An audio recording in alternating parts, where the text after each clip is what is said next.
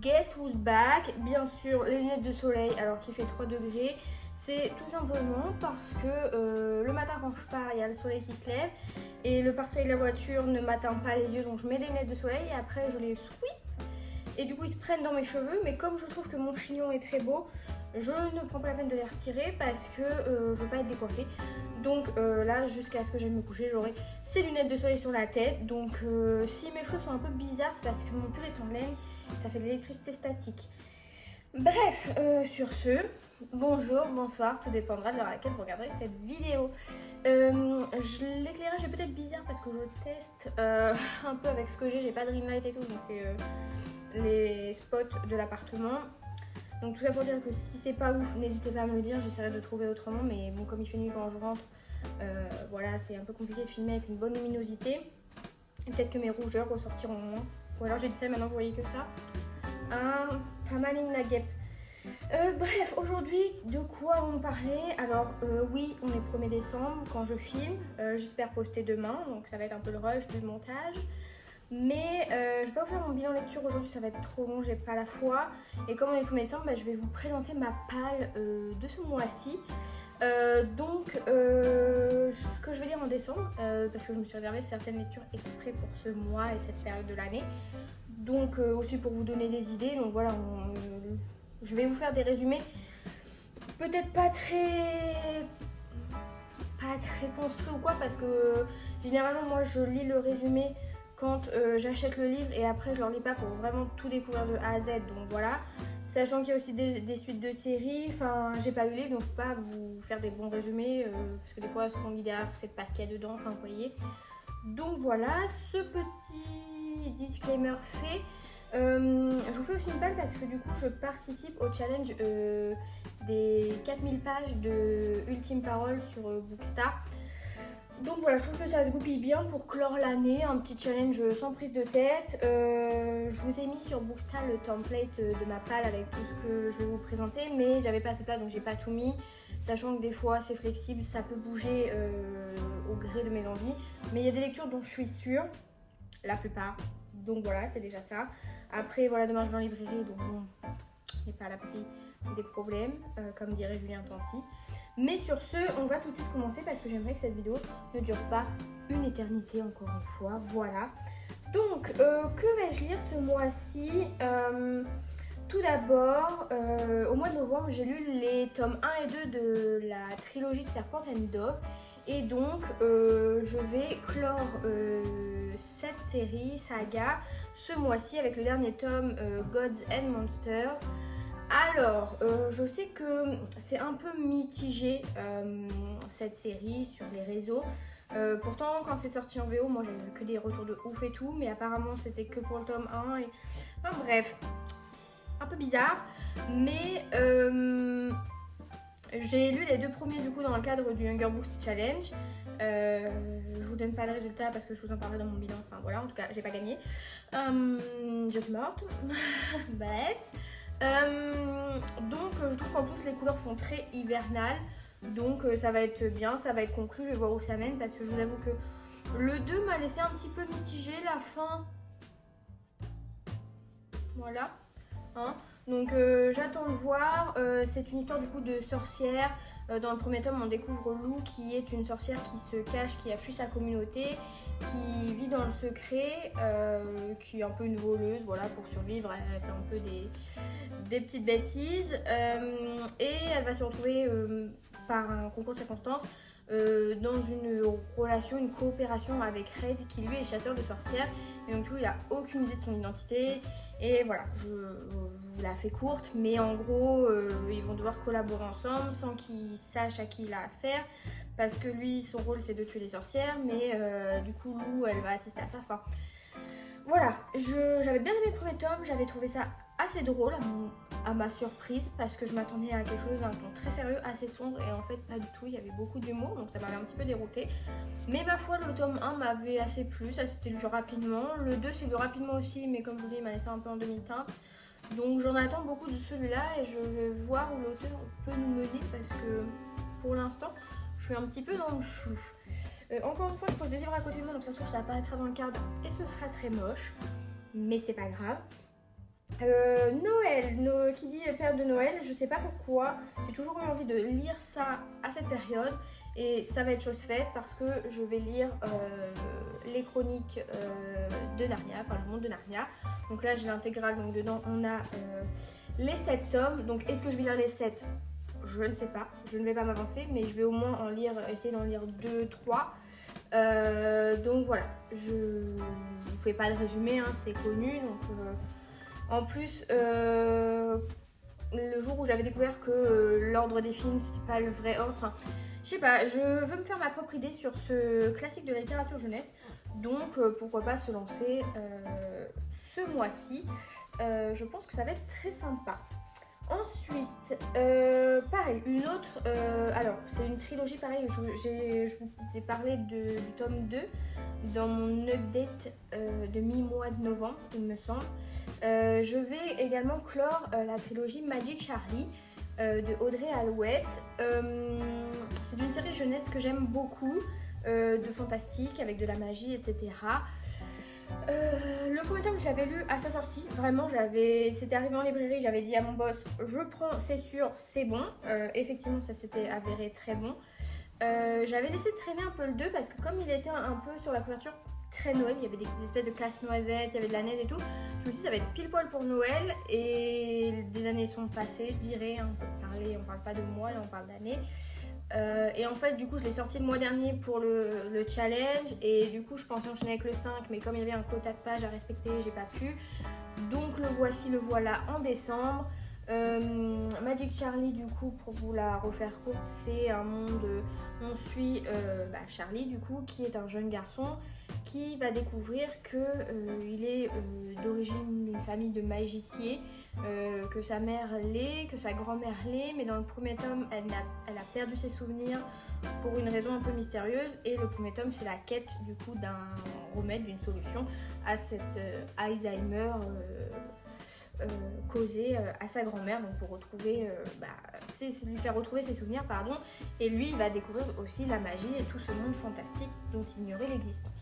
Donc c'est une très bonne série jeunesse que je recommande. Je vous en ai pas parlé dans mes recommandations de Noël, mais voilà, on est pour moi dès 12 ans, 12-13 ans, ça se lit très bien. Donc voilà pour ça. Une autre suite de séries, mais cette fois c'est sorti très récemment, donc techniquement j'étais à jour jusque là. Mais comment ne pas garder pour le mois de décembre le 3e tome des Mémoires de la forêt de Michael Brun-Arnaud, donc c'est chez l'école des loisirs collection 9. Je sais d'avance que ça va être un coup de cœur. Les 2 premiers tomes l'ont été, donc c'est un peu par saison. Donc le premier tome c'était sur l'été, le deuxième en automne, celui-ci en hiver. On est donc du coup en fait c'est sous système un petit peu d'enquête, de tranche de vie. Dans le premier on va découvrir le village de Belle-Écorce et on retrouve du coup Archibald qui est notre libraire renard. Et dans le premier tome, il va aider un de ses clients, un des villageois, à retrouver un livre qu'il a voulu mettre en vente dans la librairie, qui a été acheté, mais il en a besoin pour retrouver un peu ses souvenirs parce qu'il vieillit. Et dans le 2, on a une autre intrigue, pareil, où là, ça va concerner la librairie. Un personnage va apparaître et il va dire à Archibald que la librairie n'est en fait pas la sienne. Enfin, ça va se goupiller. Dans celui, j'ai pas trop voulu me spoiler parce que j'ai envie de découvrir à l'aveuglette. En plus, c'est un livre où on a quelques illustrations. Hein, c'est de la jeunesse. Pour moi, dès 10 ans, si ça lit bien, c'est cool parce que ça met vraiment en scène des thématiques importantes. Vous avez dans le premier tome, vous avez un peu Alzheimer. Dans le deuxième, on a la famille, les secrets de famille. Voilà, c'est pour moi une série jeunesse incontournable. Genre vraiment, c'est vraiment top. C'est trop mignon, ça fait rire, ça fait verser sa petite larme. Je peux que vous recommander. Certaines personnes disent que ça peut se lire indépendamment. Moi, je trouve qu'il y a quand même des petites rêves. Au tome précédent, par exemple, dans le 2, je trouve qu'on a des rêves quand même à l'intrigue du premier. Donc voilà, après, moi, je suis très psychorigide, hein, vous savez. Donc, je suis plutôt partisane de tout lire dans l'ordre. Mais si vous voulez offrir celui-là en premier, libre à vous, hein, c'est vous qui voyez. Moi, je ne fais que vous aiguiller, comme on dit. Donc, une autre série, et pas des moindres, pareil, c'est un livre que j'avais prévu lire au mois de novembre. Enfin, j'ai lu le premier tome en novembre, j'avais prévu enchaîner avec le deuxième direct, mais le challenge ne l'a pas permis. Et en plus, Marina du compte Éveiller des mots m'a enrôlée dans une lecture commune organisée par Marie-Élise du compte La Retourneuse de Temps. Donc j'ai pris sur moi après la fin du premier tome pour ne pas me jeter sur le 2 et pour le réserver à ce mois-ci. Donc la lecture commune devrait commencer, je pense, semaine prochaine. Je vais lire du coup le tome 2 de Crescent City. J'ai lu le premier, j'ai été décontenancée, déroutée un petit peu. Parce que pour moi c'était ça passe ou ça casse. Parce que Sarah J. Maas, j'ai lu à Cotard, enfin j'ai lu les 2 premiers tomes de Un palais d'épines et de roses là. Et c'est quand même jeunesse, enfin c'est ado, vous voyez. J'ai trouvé que le smut là, il y en a un petit peu à des moments incongrus. Enfin je trouve que ça dessert pas l'histoire, mais un peu comme à chaque fois avec ce genre de scène. Et donc du coup j'avais un peu peur de ça dans cette série. Le premier tome, ma foi, n'est pas porté sur la chose autant que je l'imaginais, donc ça m'a rassurée. Et on a surtout une plume beaucoup plus adulte, beaucoup plus dense, beaucoup plus complexe. J'ai été agréablement surprise de ce point de vue. En revanche, j'ai peut-être trouvé, je vous en reparlerai dans le bilan, mais un petit manque de contexte. C'est vrai que des fois on a des termes sur l'univers, on peut être vite perdu. Genre moi il a fallu vraiment que la première partie du livre, c'est en plusieurs parties, il a fallu que je m'accroche. Mais une fois que j'étais partie dedans, impossible à lâcher. J'ai adoré suivre le personnage de Brice, même le protagoniste masculin avec qui elle fait équipe, ça m'a plu. Hunt est très humain, vu sa condition. J'ai trouvé que c'était très bien écrit et à partir d'un certain moment dans le bouquin, c'est comme si chaque fin de chapitre, ça pouvait être la fin du livre. Tellement il y a de rebondissements et ça s'enchaîne et ça se voit pas passer. Donc c'était très bon. Donc comme je vous disais, j'aurais voulu enchaîner direct avec celui-ci, mais concours de circonstances à nouveau, ce sera fait ce mois-ci. Et j'ai hâte de voir ce que ça nous a l'air parce que vu les commentaires que j'ai, enfin les retours que j'ai vus sur celui-là, ça promet. Donc est-ce que ce sera prometteur positivement ou négativement? Verdict dans un mois.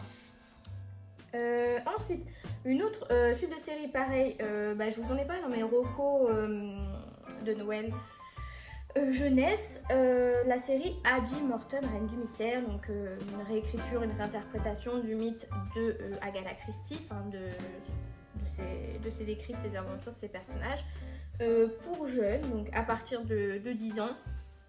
Donc là, on va suivre une nouvelle enquête avec nos 2 protagonistes, Addie et Hector. Donc voilà, les petits flocons de neige, ça se passe à Noël. Donc il est sorti pareil en début d'année scolaire, enfin septembre-octobre je crois. Et pareil, je n'ai pas enchaîné, je me suis gardée parce que je trouvais sympa. En fait, je me suis rendu compte que j'avais plein de livres à la thématique de Noël.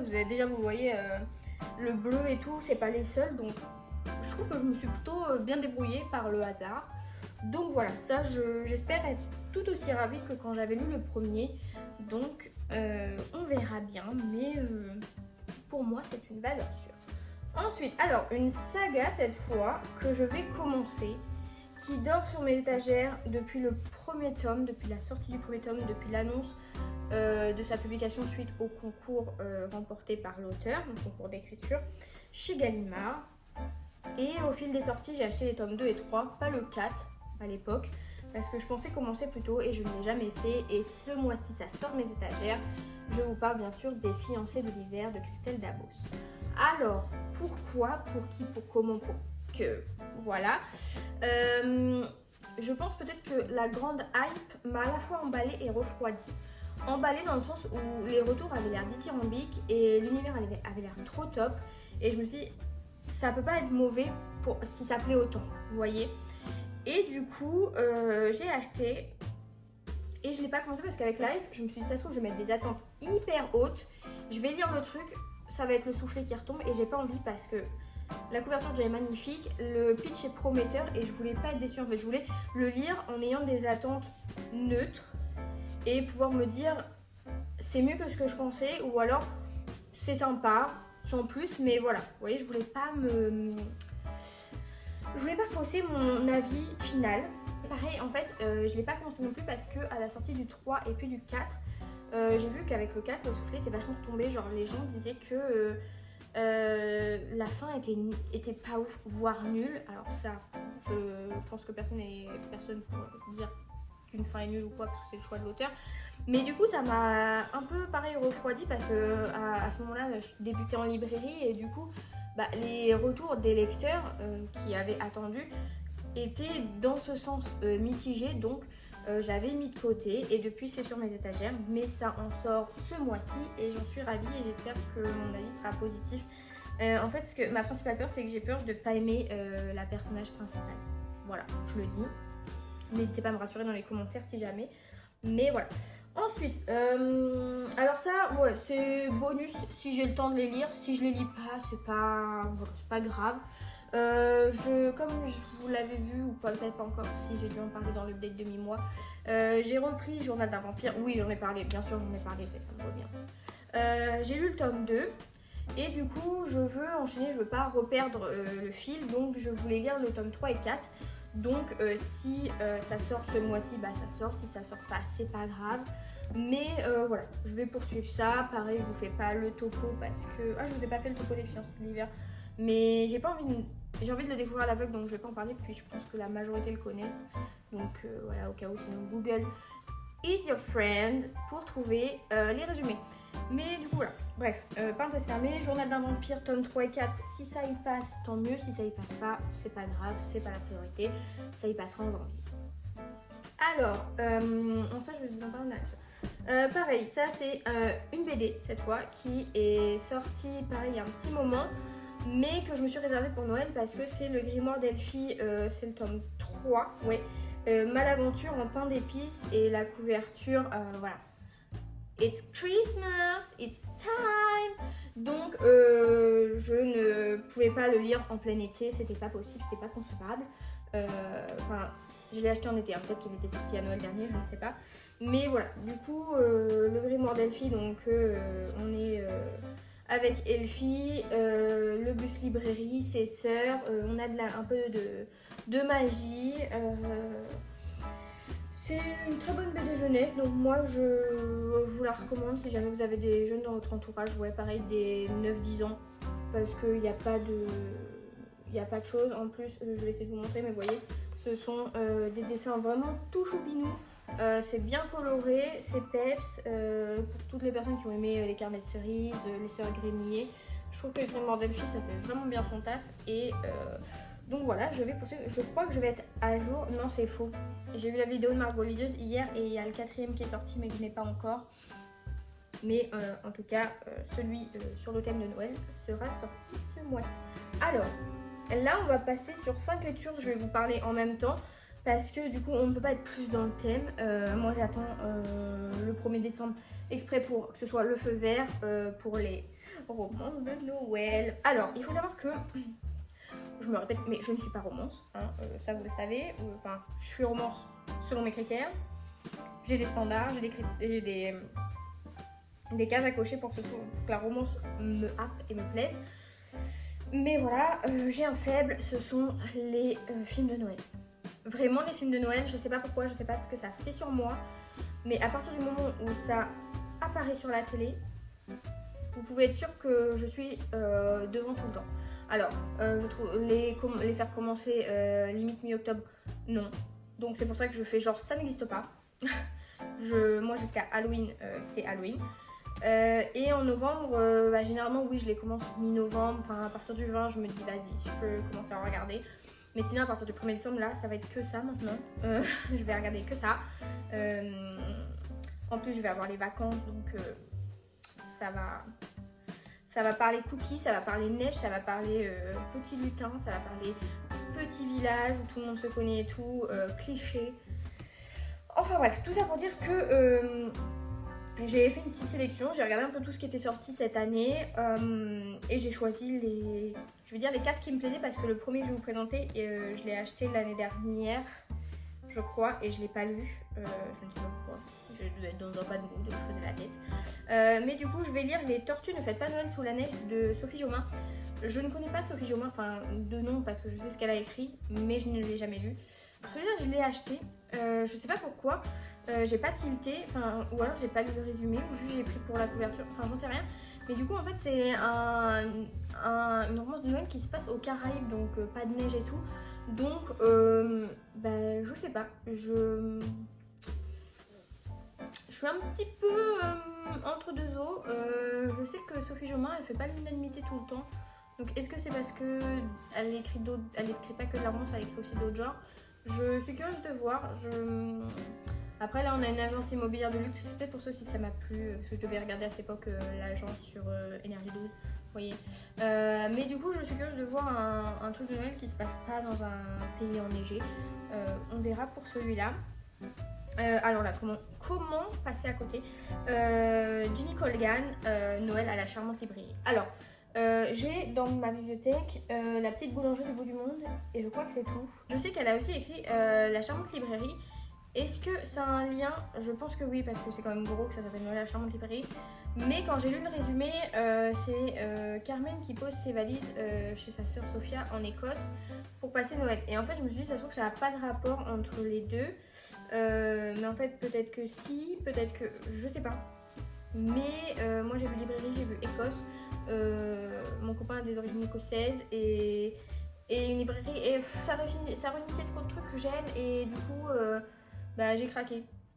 Alors après, peut-être que je me ferai spoiler les autres œuvres concernant la librairie de Jenny Colgan. Je verrai. Mais en tout cas, j'ai prévu de lire tous les Jenny Colgan, mais après, ça se trouve, je vais détester sa plume. Non, pas possible. Mais bon, on verra. En tout cas, voilà. Pareil, là, en fait, les livres de Noël, je lis pas le pitch parce que j'aime bien tout découvrir en secret. Mais je vous mettrai de toute façon toute la liste des livres que je vous présente en barre d'infos. Donc, vous pourrez fureter sur internet pour voir si jamais ils vous plaisent. J'avoue que pour les livres de Noël, j'ai marché au pitch et à la couverture, surtout pour celui-là. Hamster Bretzel et Mariage à Noël. Trop mignon. Pas trop mimi, genre la Hamtaro avec son bretzel et pas archi-mimes. Il est archi-mimes. Et pour que je dise archi-mimes, c'est que vraiment je le pense. Hein. Du coup, dans celui-ci, on va retrouver, comment elle s'appelle, Amandine, qui est organisatrice de mariage. Tout se passe bien, elle est très pro et elle organise le mariage de sa meilleure amie qui est donc sa cliente. Et cette meilleure amie va arriver et lui dire je veux avancer le jour J au 24 décembre. Donc là, panique générale, c'est la course contre la montre, d'autant plus que Amandine va devoir faire équipe avec Romain qui est le frère de la fiancée et qui est exécrable.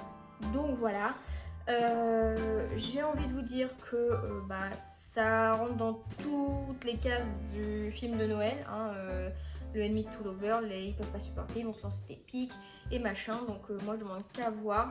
J'ai jamais trop lu de romances de Noël parce que dans les films je trouve que c'est assez fluide, mais dans les romances de Noël j'ai toujours entendu dire que soit on trouve ça trop long, soit trop rapide et que c'est pas forcément crédible, genre que c'est Madame Mio. Donc je demande à voir, j'espère que ça va me convaincre et je vais arriver à me projeter bien comme si je regardais un film. J'ai ensuite choisi Noël à Silver Peaks, là pareil parce que c'est un pitch très film de Noël et très pitch de film de Noël que j'aime regarder. Donc je me dis là c'est ok, il n'y a pas de film mais ça peut coller. On va du coup retrouver trois personnages, Connor, Leia et Hailey, qui vont aller passer Noël à Silver Peaks. Connor du coup est avec sa nièce Leia, comme la princesse. Ils sont dans l'optique de passer un bon moment parce que forcément la magie de Noël avec une enfant, voilà. Et à côté de ça, on a Hailey qui va se rendre là-bas pour honorer ce que sa grand-mère aurait aimé. Donc je suppose que la grand-mère est décédée et qu'elle a laissé, vous voyez, une petite lettre en mode avec ses souhaits pour sa petite fille. Et du coup, je pense qu'ils vont devoir se retrouver en mode proximité forcée, vous voyez le trope un peu venir. Et que du coup, la gamine Leia va pas être pour rien dans un éventuel rapprochement. Enfin voilà. En fait, les résumés des livres de Noël, ça casse pas trop patin à un canard, mais parce qu'on voit venir le truc rien qu'en le lisant. Mais moi, pour le coup, ça me dérange pas. Et le dernier, alors c'est celui que je suis en train de lire, je vous avoue, là, petit spoil alerte, j'allais dire je triche, mais non, parce qu'on est le 1er décembre. J'ai commencé, au secours, je suis dans un film de Noël, donc vous allez avoir mon début d'avis en avant-première. Alors, que dire. Donc dans celui-ci, on retrouve Zoé, qui est une fan inconditionnelle de Noël, genre à partir du moment où le 1er décembre, il est minuit, elle décore tout son appart, aux grandes dames de sa colocataire qui lui dit ok vas-y un sapin de 3 déco.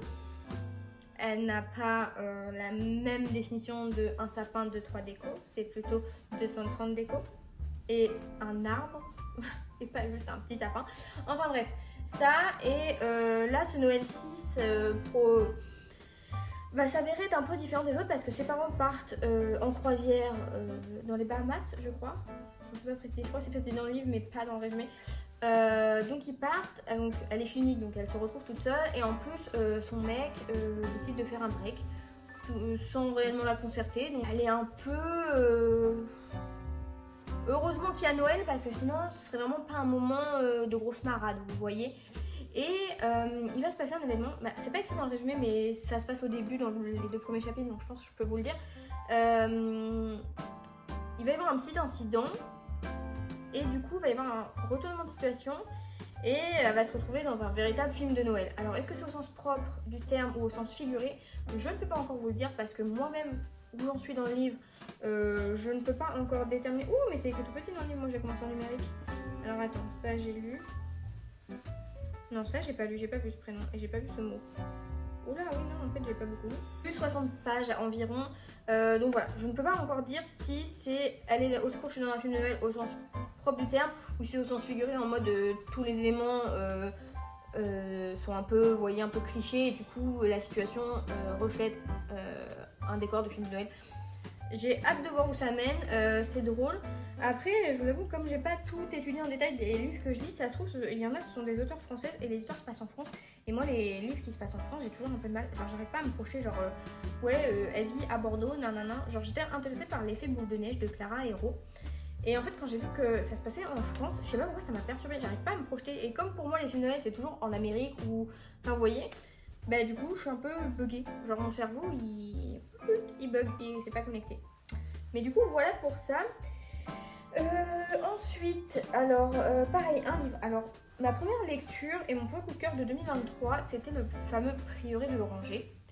Et je me suis gardée du coup pour décembre et pour que ce soit ma dernière lecture de 2023, donc coup de cœur ou non à suivre. Mais je vais donc lire Un jour de nuit tombée, le préquel. Voilà, donc ce sera ma dernière lecture, mais je vais la commencer, je pense que ça se trouve demain, parce que vu le parpaing, va falloir l'enquiller, le pépère. Mais j'ai pas du tout lu le résumé. J'y étais aveuglément quand ça a été annoncé. J'ai précommandé la version collector et puis j'ai dit advienne que pourra. Mais vu comment j'ai aimé le Prieuré de l'Oranger et vu les retours encore meilleurs sur celui-ci, je ne peux pas être déçue. Je refuserai d'être déçue par cette brique. Et si je suis déçue, que l'on m'assomme avec. Voilà. Donc voilà pour ça. Donc je ne fais pas de résumé. Si jamais vous voulez un résumé où je parle du Prieuré de l'Oranger, vous avez ma vidéo reco, la partie 3/4 des romans jeunesse, ado, young adulte. Sinon Google est à nouveau votre ami pour avoir un résumé plus complet. Donc il me reste 2 livres à vous présenter. Je les ai pas mis dans mon template parce que je ne pouvais pas, vu que j'avais plus de place, vu qu'il y avait plein de romances de Noël. Je vous ai pas dit, mais du coup dans le challenge 4000 pages, il faut pas juste lire 4000 pages, il y a aussi un petit bingo que Ultime Parole a fait. Mais du coup je vous encourage à aller sur son compte si vous voulez voir sa story à la une où elle lui parle de tout ça. Il y a également un canal pour qu'on puisse échanger dessus. Bref, tout ça pour dire que du coup ces 2 livres là je les ai pas mis sur le template, mais j'ai très envie de les lire et ils seront par exemple prioritaires sur un journal d'un vampire 3 et 4, voilà. Même si le premier livre dont je vais vous parler a une ambiance un petit peu plus octobre, un petit peu plus Halloween, un petit peu plus witchy parce qu'on a, on a de la magie, on a un petit côté fantastique. Je voudrais lire Mon ex et autres malédictions. Alors, je vous avoue que j'ai foncé tête bêche, j'ai pas réfléchi. J'ai lu le résumé, il m'a plu, mais je pense que il va y avoir beaucoup de smut. voilà, je pense, mon a priori principal sur ce livre, c'est que je pense qu'il va y avoir beaucoup de semaines. Ici, on va retrouver Vivienne, qui est une jeune sorcière, et 9 ans auparavant, elle s'est fait plaquer, enfin elle a eu le cœur brisé, et du coup elle a soigné ça comme elle pouvait, hein, comme tout le monde soigne ça, donc avec une cuite. Voilà. Elle a jeté une malédiction à son ex, qui lui est également un sorcier, et voilà, ça s'est passé, sauf qu'un beau jour, Rhys va réapparaître dans les environs, et ça va mal se passer. Genre vraiment, si elle devait faire une vidéo YouTube après une story time, mon ex et autres malédictions, ça tourne mal, vous voyez. Bref, tout ça pour dire que la ville va se retrouver attaquée par des jouets mécaniques, meurtriers, des ou un fantôme, enfin j'ai pas exactement, mais je sais pas quoi. Qui est-ce qui en a parlé et qui me l'a vendu? Je crois que c'est Muffins and Books. Je pense que c'est Muffins and Books. C'est sûr que c'est elle la coupable. Mais bref, j'y ai foncé. En plus, depuis ça, on a un petit peu parlé sur les réseaux. Mais voilà, je pense que ça va me plaire. Je m'attends à quelque chose de très léger et drôle. Mais je pense qu'il risque d'y avoir un peu trop de smut à mon goût. Mais après, voilà, je l'ai acheté en ayant cet a priori. Donc, je ne pourrais pas faire l'étonner. Mais après, c'est pas pour ça que ça ne va pas me plaire. Sait-on jamais si c'est du cul bien fait. Donc voilà pour ça. Et le dernier livre, alors attendez, je vais enlever le petit bandeau qui est pas beau. Et vous allez voir, je suis encore dans le thème vraiment bleu hivernal parce que je vais vous parler des naufragés du... Alors, mon libraire m'a dit Wager, mais moi j'avais dit Wager. Et il y a des gens qui disent Wager et d'autres Wager. Bref, les naufragés du... Lisez-le comme vous voulez. Je sais pas où j'en ai entendu parler. C'est, je pense, le genre de livre sur lequel j'aurais pu aller si je l'avais vu en rayon. Là, je l'avais commandé parce qu'il n'était pas en rayon. Mais ça peut que me parler. Ça peut que me parler.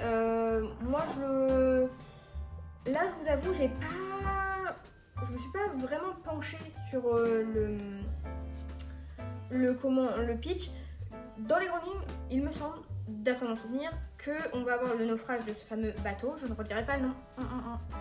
Et certaines des personnes vont échouer sur une île et certaines des personnes vont réapparaître au fur et à mesure dans le temps, dans le monde. Vous voyez ce que je veux dire? Un peu genre comme la série qu'il y avait eu sur TF1, là, je sais plus, avec l'avion qui disparaît et puis il réapparaît. Bref, c'était quoi le nom de ce truc? Je sais plus. Enfin, tout ça pour dire ça. Et je m'attends à un truc un peu à la Jules Verne, vous voyez, un petit peu roman d'aventure.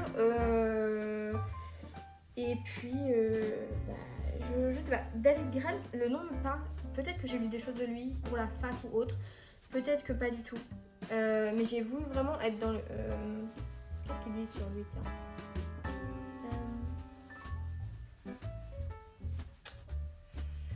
Ah, bah oui. Ah, mais non, mais d'accord. Attendez, mais non, parce qu'il est là.